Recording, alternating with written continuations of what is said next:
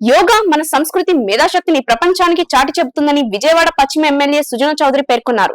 అంతర్జాతీయ యోగా దినోత్సవం సందర్భంగా భవానీపురంలోని ఎన్డీఏ కార్యాలయంలో యోగా కార్యక్రమాన్ని నిర్వహించారు.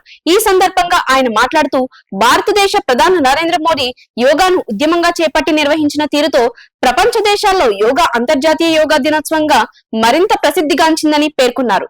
యోగా నిత్యం చేయడం ద్వారా సర్వరోగ నివారణగా దోహదపడుతుందన్నారు. బొటనవేలు నుంచి తల వరకు కూడా ప్రతి పార్ట్కి ఆక్సిజన్ పంపించే ప్రక్రియ జరిగి ప్రతి పార్ట్ కూడా యాక్టివ్గా ఉంటుంది. మనం రక్త ప్రసరణ జరుగుతూ ఉంటుంది, కానీ అవసరమైనంత వరకు జరుగుతుంది. ఇది చేస్తే ఏంటంటే ప్రతి పార్ట్కి ఫ్రెష్ బ్లడ్ వచ్చేసేసి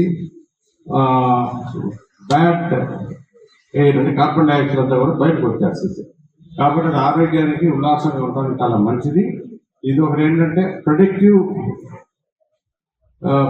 మన హెల్త్ని ప్రెడిక్ట్ చేసుకోవడం, తర్వాత ప్రివెంటివ్ సిక్నెస్ రాకుండా అనేక రోగాలకి ఇది నివారణ.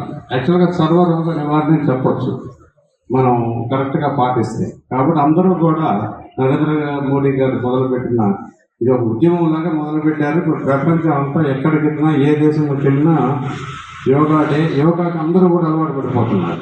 అంటే మానవ జాతి మొత్తం కూడా సంతోషంగా ఆరోగ్యంగా ఉండాలని ఇది మొదలుపెట్టడం జరిగింది. మీరందరూ కూడా ఇది ఒక్కరోజే కాకుండా రోజు యోగా చేయాలని చెప్పి మనం చేసి సెలవు చేస్తున్నాం.